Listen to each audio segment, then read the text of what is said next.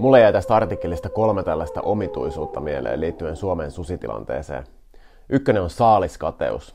Sudethan syö peuroja, mutta kun metsästäjät haluaisi itse tappaa ne peurat, niin silloinhan metsästäjälle syntyy tämmöinen motivaatio tappaa ensin ne sudet, jotta sitten pääsee tappamaan peurat. Että aika julma tapahtumaketju. Toinen asia on kannanhoidollinen metsästys ja nimenomaan sanan hoito käyttäminen tässä yhteydessä.